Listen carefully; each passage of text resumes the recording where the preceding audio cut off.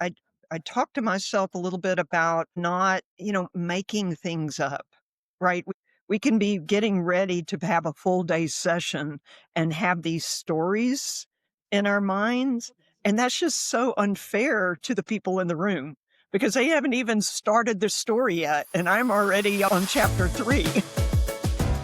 Welcome, coaches, to the Coaching Magic Podcast, where we reveal, discover, and create the insights, tools, and aha moments that make your coaching seem, well, magical. I'm your host, Jill Young, and I invite you to listen up, giddy up, and buckle up as we play with this creative profession of coaching that helps humans become their best, including you.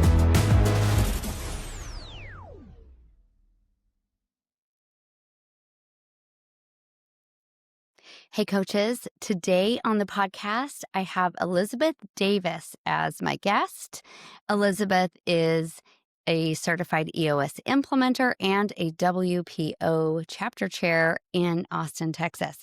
And my dear, dear good friend, which we start the podcast with, reminiscing about our friendship.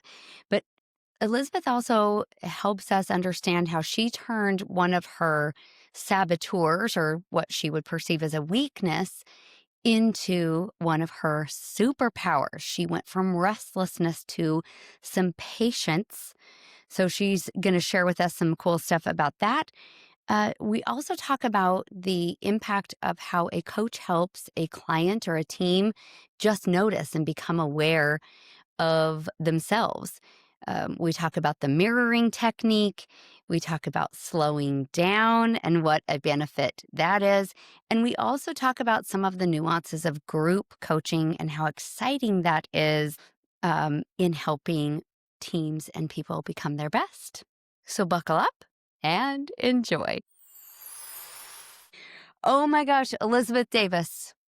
I'm so excited to have you at Coaching Magic Podcast. Yay! Yay! Elizabeth, there are times in my life that I remember like really specific details, and meeting you is one of those times. I can remember vividly being in that room and something was attracting me to that table, and I came to that round table and I sat down next to you and my whole life changed. Whoa, you just gave me chills. I wonder if you can see the chills on the camera. I don't know. There you go. Because my life did too. How rich my life is because you're in it. And now we've just been besties for how long is it? Oh my How long have we word. known each other? Eight, eight, Seven seven, plus years. Yeah. 7+ By the years. way, Yes. 7 lucky years. How about that? I agree. um, Totally. Elizabeth, when I started to get to know you and hear your story, my jaw would just drop with every story you would tell. And I love the profession of coaching. Clearly, we all know that. And coaching is this beautiful, creative profession. Uh, And coaches can come from anywhere. I just love that. You, the stories you would tell me as we got to know each other and coached together and in peer groups and our Wise Women group, of course, you have so much rich experience as a CEO. Um, I'm wondering if you would share with us some insights of what it felt like to go from CEO to coach. From CEO to That is coach. yeah, it's a really interesting journey. Being a CEO of a company for the startup I did, I was with it 10 years and, we grew and almost died during .com and came back and exited the company. But you get into a certain cadence because of that position. And, the first position that I took that I needed to migrate that skill set is I actually became a chapter chair for the Women's Presidents Organization. And so I went straight into facilitation. And sometimes I think I should call all of those first members, because this is 9 plus years ago, and say, "Sorry." The first year or 2 was brutal because I was making that transition up from CEO to, "Oh, I'm supposed to be curious and take a back seat and not have an opinion," and yeah, right. So that was kind of the beginning of the journey, and then of course when I joined the EOS community, that was a whole nother level. But that actually was a little bit more comfortable for me because it was based in a business environment with the leadership team. So it just was some skill sets that I really needed to hone. You know me as well as anyone, and I have that positive intelligence characteristic of Restless. And so I went through a lot of training to calm that piece down. So it was actually a superpower versus a liability, so that I could be in a session room, be calm, be aware, be empathetic with the people that are around me. And that was one of the biggest challenges. Oh my goodness. Okay, it's so much to pull on that right there. So I'm going to go back to 3 words you said as you moved into being a WPO chapter chair, where you facilitate groups of female CEOs. Is this right? Mhm. Yes. Um, and you said, "Oh, I'm supposed to be," and you used 3 words. You said curious, take a back seat, and have no opinion. Like, oh my gosh, going from a CEO, um, I'm assuming you were a curious CEO, but possibly no backseat, and you always had to have an opinion. Yeah, always curious. But the questions that as coaches need to ask are a whole different level. It's not just a question, Mm. because that can be just kind of a real surface discussion, and we're really facilitating everyone in the room to speak up, to have an important part. So to me, it was learning to balance when I should come in and me ask a question versus letting the room organically have these curious, just hey, what did you do? What do you mean here? And then when things didn't kind of stalled, to be the one that entered and provided a little bit more oxygen if we needed that discussion to continue. More oxygen. That feels really lovely. Fires what they need. They need oxygen. They need I oxygen, happen to baby. like Ooh. fires just a little bit. Now, I do know that in our Wise Women group, we ask Elizabeth to start all the fires. She loves it. Elizabeth McGrillicuddy. I mean, Hey, whatever you earn, you gotta live with. that's right. That's right. But adding oxygen as a coach with your curiosity, with your questions, it reminds me of this metaphor of starting a bonfire. And if you set the logs up to where they're like in this teepee shape, then there's oxygen, there's space in that for that fire to start. If you just put the logs on top of each other, and stack them, there's no space for the oxygen to get in for that flame. I've started a fire or two in my life. Woohoo! Yeah. And I've just never thought about it. This question that you're asking, I can just feel it right now. When a question is asked, it creates sometimes this natural silence or a pause, this space, the oxygen coming in. Ooh, I just love what that's doing in my mind right there. Yeah, our job is not to snuff out the good conversations, right? It's to put a little bit more kindling on, let it get Yeah. brighter, and so that we can have those robust conversations. Mm. Illumination. Illuminate what's already in there. I love that. Hey, Elizabeth, I want to also dig into something else you said about when you took that survey or the assessment that's positive intelligence, PQ for short. Am I right? Mhm. BQ for short. Your saboteur was restlessness. Yeah. And I'm hearing you say how you have shifted from CEO to coach, this curious backseat, have no opinion that feels like you have had some learned or earned some ability to be patient. Like patient, could patience be the opposite of restlessness?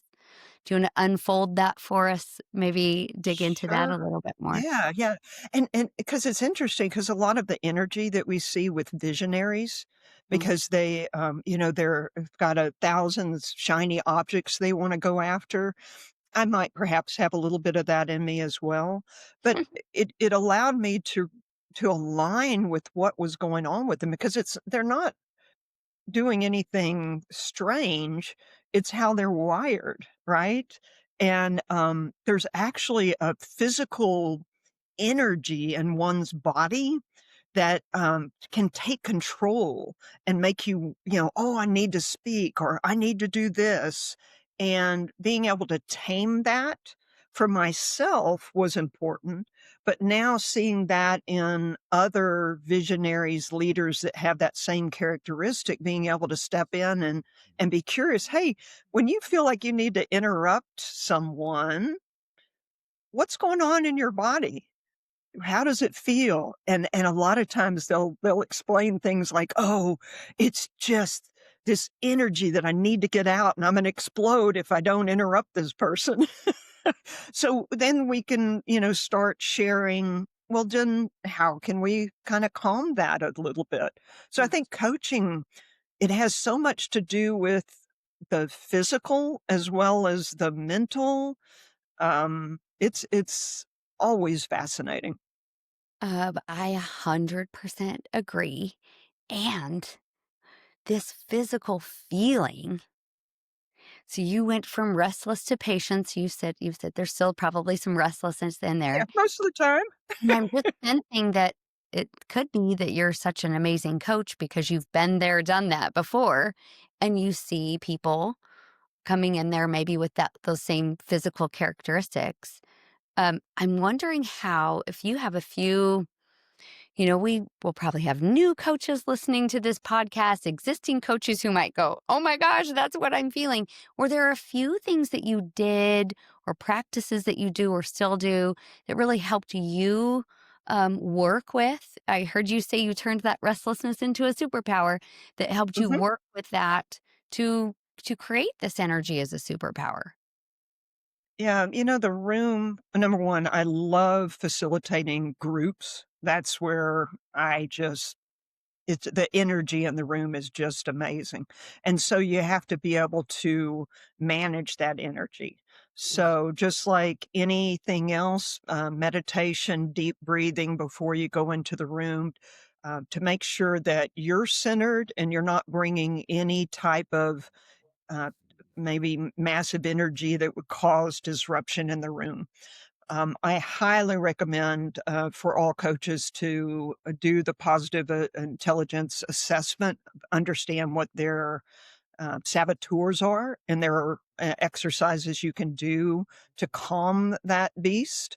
Mm. But it can be as simple as sitting with both feet on the ground, taking your arms, putting them behind your back.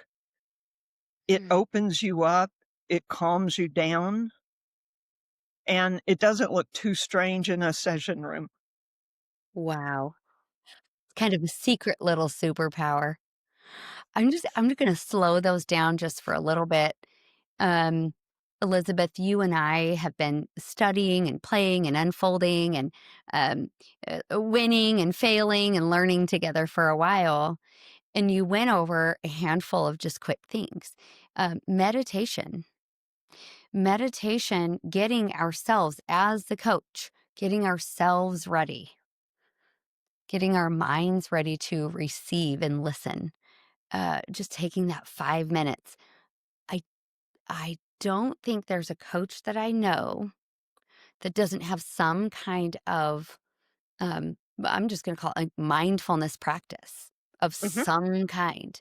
Would you, if you had to guess or percentage? Like, is that maybe even of the women CEOs that this meditation practice? Is this a key? Is this a key to Yeah, a I think it's superpower?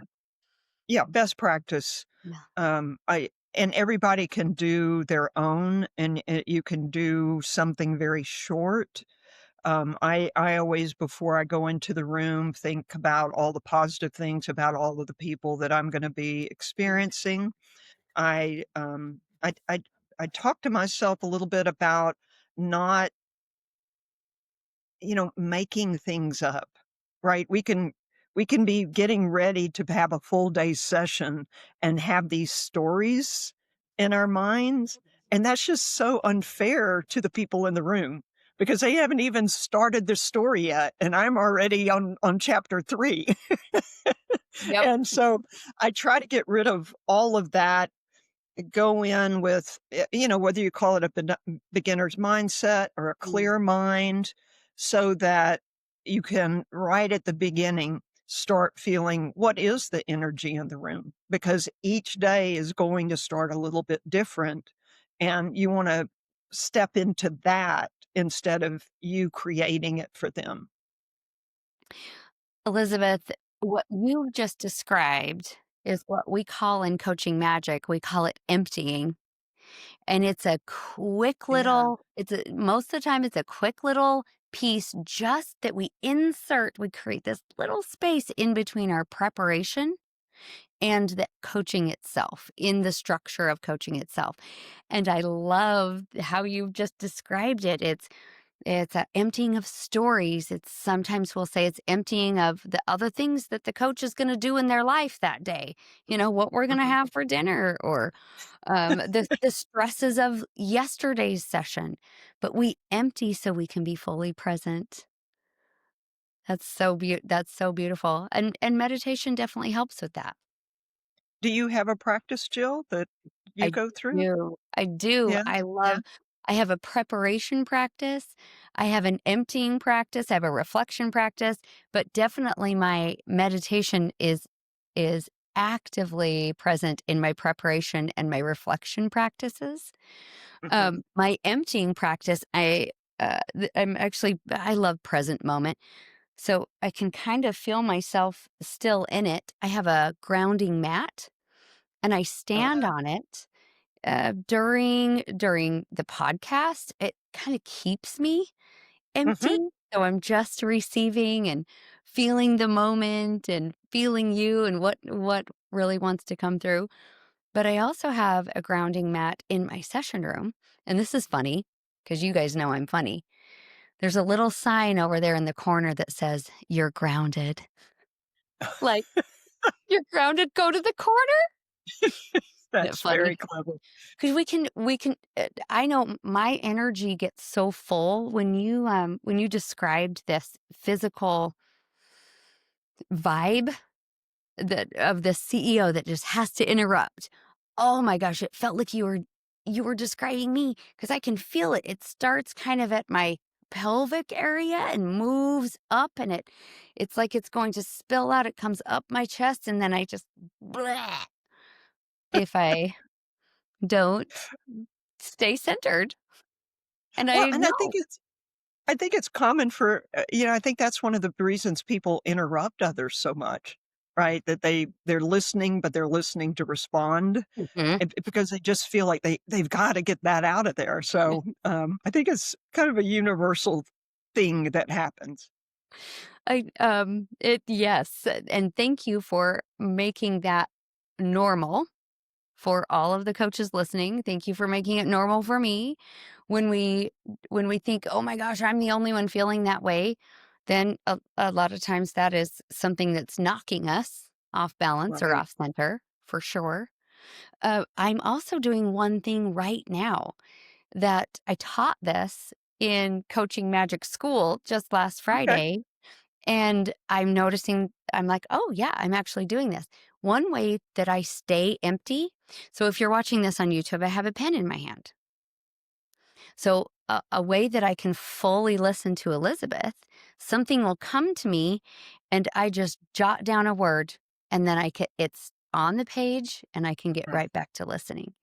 In fact, I want to even go back and watch this episode because you've been giving me so many cool things I want to pull the thread on, and I want to stay present. So I just keep a pen in my hand. It's just one word, one word, So and then I powerful. can stay present. That's right. There's something else that you said that I want to tie together with something else brilliant that our friend Linda Martin shared. Oh, You said meditation, deep breathing, centered, um, not bringing any kind of massive energy into the room that would distract from the room, and grounded.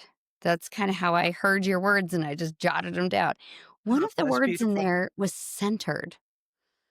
And she shared with me, and I want to see what you think about this. She shared with me just this weekend. She was at Coaching Magic Immersive, and she said that part of her magic is uh, was dancing in balance. And she shared this story of when she was young, and the gymnasts in the 6-year-old, 8-year-old class, they had to spot each other.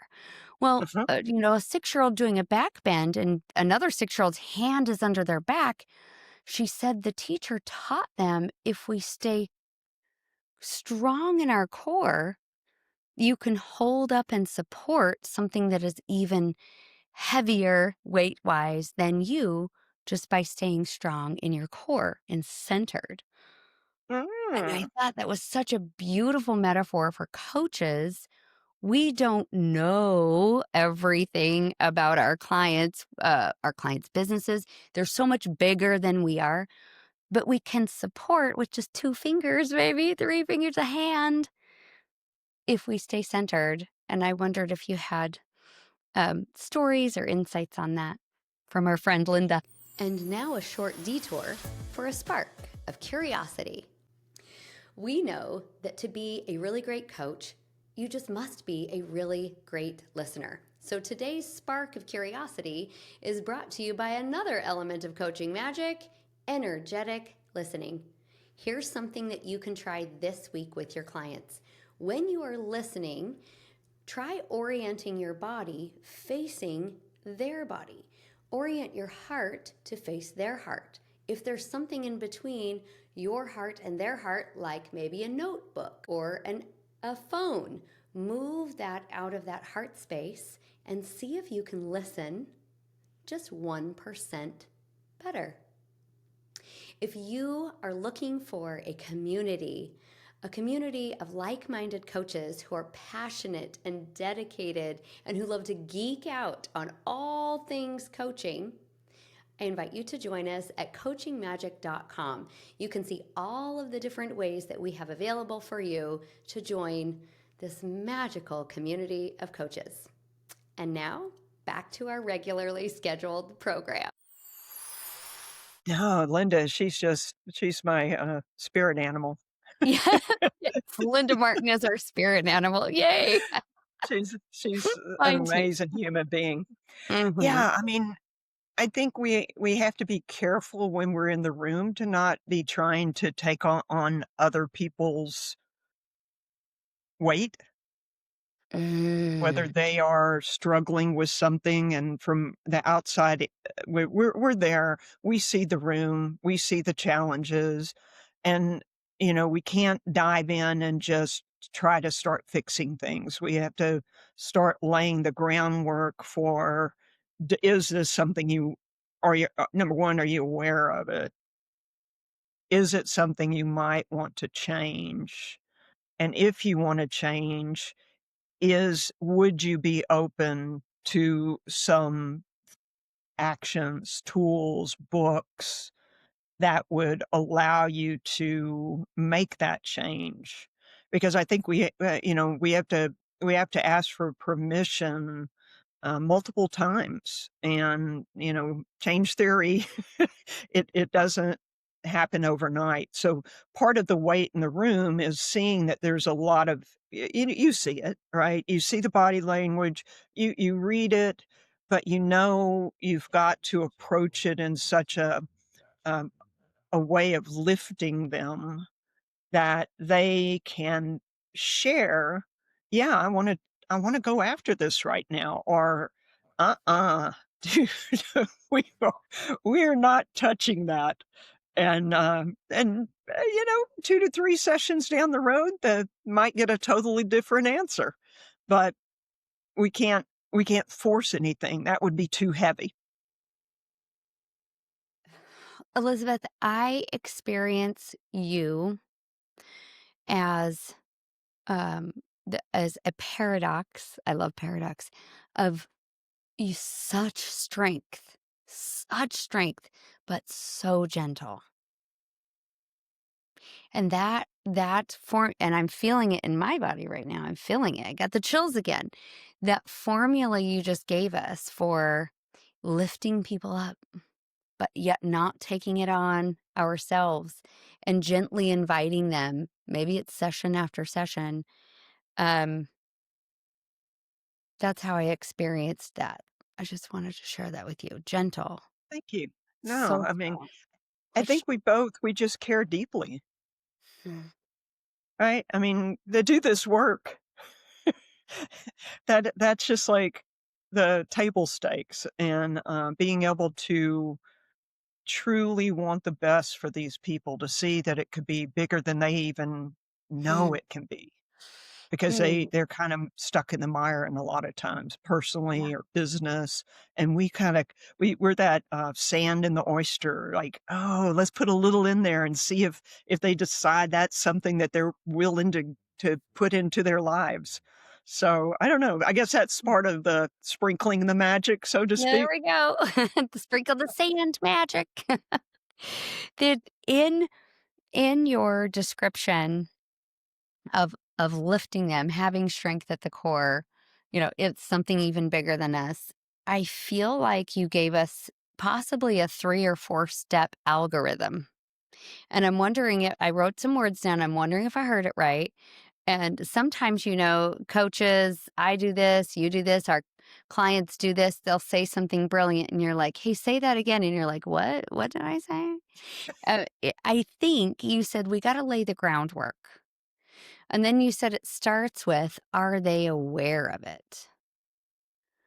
Uh, Helping people see themselves Mhm. is, wow, such a magic trick. Let's go with that. That's kind of fun.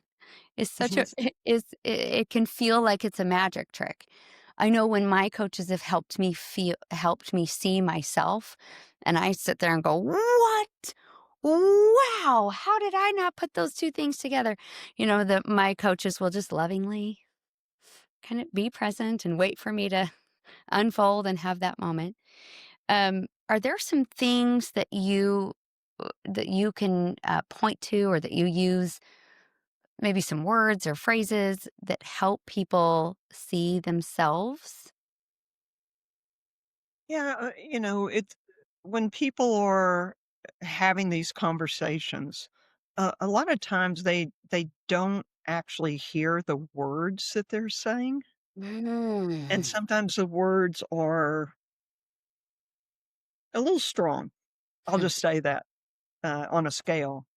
And I think sometimes it's as simple as saying, when you spoke to this person, these are the actual words you said. Hearing them back, do you think those were the words you really would wanna use, or is there something you would like to reconsider, a different way of saying it that might come across better? Hmm. So, not making them in the wrong, but more about they don't even hear what they're saying. Hmm. They're excited or they're angry, and so they're spouting. And so slowing it down, calming it down, and then being able to enter that space and say, "Hey," if this person was talking to another person, I may look at the other person and say, "Those what did you feel the way that was conveyed to you. So, you've got to be delicate. Am I going to work on the person that's saying it, help them to understand and hear what they said? Am I starting now to get them to the point where they're almost willing to hear from the other person how their words impacted them? Then, you can start piecing more and more together to the point that the person that has maybe felt like they'd been denigrated a little bit because of the words, we Yeah. create a safe space where they get permission to actually let the person know when they feel like they are not being treated with the respect that they want or the words. So, you build the individual, the other person helping the person understand that how their words are impacting or their actions, and then eventually we get to the point where there's a language or Mm. triggers or, we use little animals in the room. I had one client that the woman sitting next to this very aggressive CEO would kick him under the table. And he gave her permission to kick him under the table. But at the end of the session, he was like, I think I'm getting kind of sore. You maybe not kick so hard, but he had given her permission, so it was okay. So, you could kind of have fun with these things and not make it just painful, because for the person that's trying to change, it can be embarrassing deeply. It Yeah, can be I've heard that. challenging, and we don't want to turn their brain off. Elizabeth, a lot of times in Coaching Magic, on the Coaching Magic podcast, we take a time out and we run the game tape, if you will, and we just pick out all these beautiful things that you've shared just to put emphasis on it. I know for me, I love the phrase, I hear it once for information and twice for transformation. So, Mm, coaches, here's some brilliant things that I saw in what Elizabeth was sharing with us in helping our clients be aware of themselves. Of course, once they're aware of themselves, sometimes I know if I just notice it, I can sometimes just take it from there. But she said, slow down. I mean, she said, slow down. That piece in coaching is just taking a breath, slowing the whole conversation down in helping people see themselves. She she repeated in the example she gave us, she repeated their own words to them. Like, this is what I heard you say. It's so simple. It's a literal mirror. mhm. It's a literal mirror. And then I also loved in there, there's so many things I loved in there. I loved in there that in your example you gave the client a choice. You said, is this how you wanted? These are the words you wanted to say, or Mhm. now is it a different word that you want to say? But feel that how everything slows down and it's almost like the matrix, like, oh, client gets to step out of themselves and go, oh, this and that. And now I actually choose this other thing. And in the moment, I've been in moments where I've been Oh, being yeah, coached and it does feel like me magic. too. Mhm. It feels like magic. And then creating that shared understanding. I mean, what a miracle is that, that, this word means this to me and this to you. And we have all of this childhood growing up around these words. What a miracle it is that we can communicate at all. I know, isn't it the truth? It is. It is. Um, Elizabeth, I am going to take us on a detour, which there are no detours. Like that, right? There are no detours. I'm used to that with you. You are. And now we're talking about this other thing. But it's something you and I have geeked out around. And you said something about this earlier in the podcast. You said groups. You said I like to coach groups. I also, when I invented coaching magic, I was very, very sure in my center that it absolutely was going to be groups of coaches Mhm. because there's so much power. If I'm coaching you or you're coaching me, beautiful. We could do a lot with that. But when I have been in groups of coaches, oh my goodness, exponential magic happens. Can we get your take on why you love group coaching? Ooh, well, you paint, but I'm not gonna use a painting analogy. You I too. I I love to do jigsaw puzzles, so I'll Me use a too. jigsaw. So, with when you're in a group setting, especially with a leadership team, it's, a living, breathing organism. Mm. There's so many things happening in the room, and we have no idea when we step in what it looks like. So, they have challenges, they have business things, they have people, and so I always thinking about it as just being a really beautiful jigsaw puzzle that we may not even have all the pieces yet.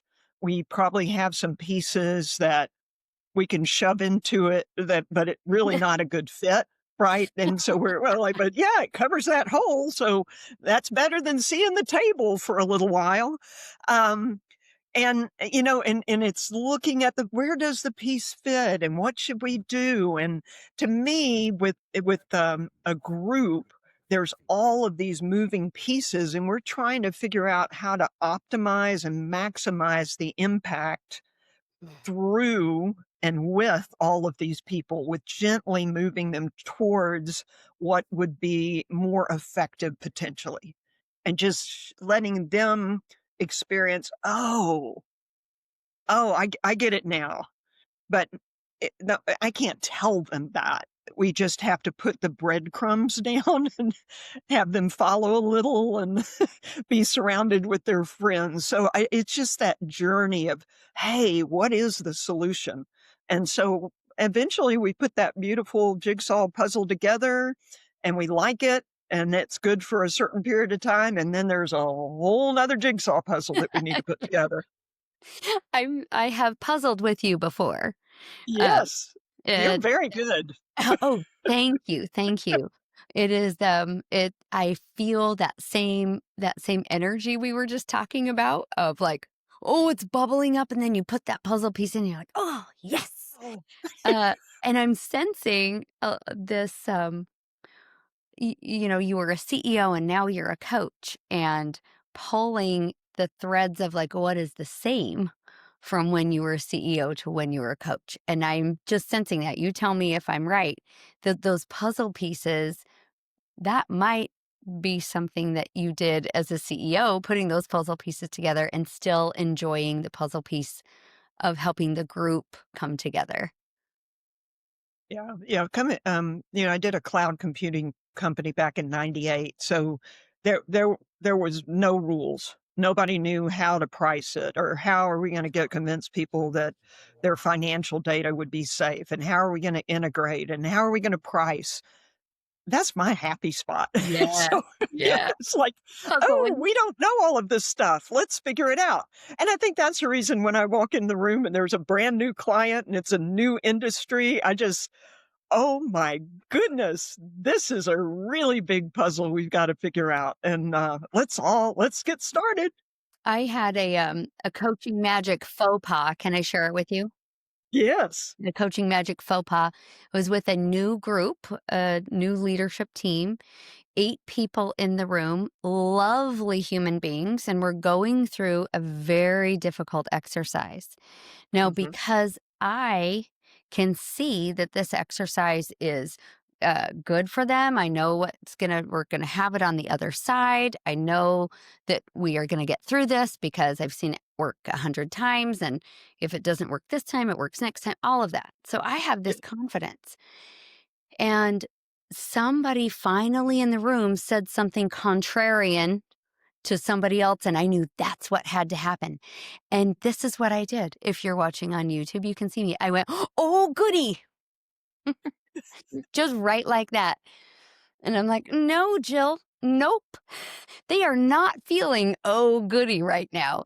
They were feeling the opposite of that." And I'm thinking, I probably could have handled that just a little bit better. Like, okay, I feel what's happening. And, this too shall pass. And this is good. Let's let this out. But jumped up and down and clapped my hands and said, oh, goody. Hmm. That's that my energy getting so excited about the puzzle piece was not so much in tune with their energy. I got it back in check, but upon reflection, I'm like, I don't know that was the best reaction, but I Isn't also that love the funny puzzle though? pieces. Because sometimes they have a breakthrough and they don't know they had a breakthrough, and Yes, you want to help them understand it was a breakthrough, but sometimes it does not come across the way you want not it. not feel like a breakthrough. Um, this group coaching, this group of human beings that you're helping gel together. Mhm, Um, I had, an experience I've had this experience, well, probably, dozens of times, but maybe not always said this, and it's when all of those puzzle pieces do fit, because Elizabeth knows I was trying to shove a puzzle piece in where it didn't fit, it was really funny. But when all of those puzzle pieces do fit and you do have, what we like to call the right people in the right seats and it gels, you mhm. can feel it. Oh, yeah. And the whole room can feel it. And just last week, I said to a team, because they were feeling it, I said, let's pause. Let's feel what this feels like and memorize that feeling in your body. Because you will have a time where you'll have something, Yep. a piece sticking out, or it's just not quite right. And if you feel what it feels like right now, you've just raised the bar on what it means. And you're not going to just kind of sidestep and what did you say? Put a piece on the table because it covers the hole for a minute. We just won't do that.